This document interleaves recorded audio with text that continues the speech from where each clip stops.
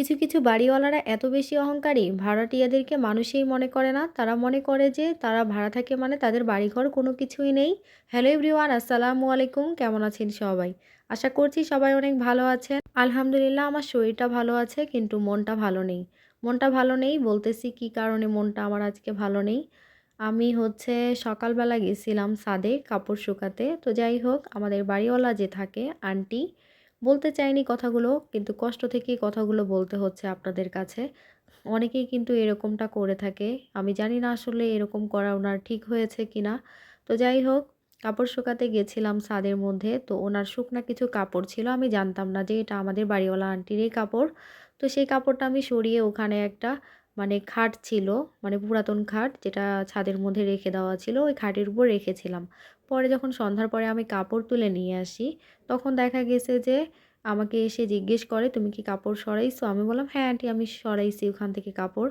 পরে তখন বলতেছে যে, "ধুলাবালি লেগে আছে, এটা কি আর পরা যাবে? এটা সেটা গায়ে দেওয়া যাবে?"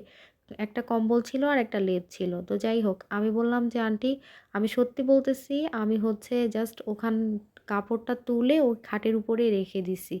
আমি মাটিতেও ফেলি নাই, কিছুও করি নাই।" কিন্তু সে আমাকে একগাদা কথা শুনায় গেল যে, "হ্যাঁ, বাড়িওয়ালার তারের মধ্যে কাপড় দিবা কেন? এটা সেটা, আমরাও ভাড়া থেকে আসছি।" অনেক ধরনের কথাবার্তা আমাকে শুনাইলো। তারপর ওনার আ যে ছিল, মেয়ে ছিল, তো সেও বলল যে কালকে থেকে যেন আর কেউ উপরে ছাদে কেউ কাপড় না দেয়। কারণ ছাদে কাপড় দেওয়া বন্ধ। তাহলে আপনারাই বলুন তো, আমাদের যাদের রুমের সাথে বেলকনি নাই এবং শীতকাল যেহেতু মোটা, মোটা কাপড় শুকাতে হয়, এজন্য ছাদে যেতে হয়। তাহলে এই শীতকালীন যে কাপড়গুলা, এগুলো কোথায় শুকাবো? এগুলো কি বলা আসলে উচিত হইছে? আমি কি ইচ্ছাকৃতই তার কাপড়ে ময়লা লাগিয়েছি বলুন তো? আর এখানে অনেক বাচ্চা-কাচ্চারাও যায়। দেখা যায় যে তারাও লাগাতে পারে ময়লা। কারণ তারা খেলাধুলা করে। তো যদিও বা কেউ ছাদে ওঠে না, তাহলে আপনারাই বলুন যে ভাড়া যেহেতু থাকি, অবশ্যই আমাদেরও একটা সুযোগ সুবিধা দিতে হবে। এরকম যদি কটু কথা শোনায় তাহলে কি হয় বলুন? তারা বলতেছে, ডিরেক্ট বলতেছে যেন কেউ ছাদের মধ্যে না যায়, এটা না করে, সেটা না করে। এত অহংকার কিন্তু ভালো না। যতই তারা বড়, বড় বিল্ডিং দিক না কেন, আমাদেরও একটা থাকার জায়গা আছে নিজের দেশে, নিজের গ্রামে, তাই না? মাথা গজার মতো একটা জায়গা আছে। হোক না সেটা কুঁড়েঘর বা বিল্ডিং বাড়ি। শান্তি সেখানেই, ঠিক আছে? কারণ সবাই নিজের কর্মের জন্য বাহিরে থাকে। কেউ পড়াশোনার জন্য, কেউ চাকরির জন্য। সবারই কিন্তু দেখেন যে একটা কুঁড়েঘর হলেও কিন্তু গ্রামে আছে, তাই না বলুন?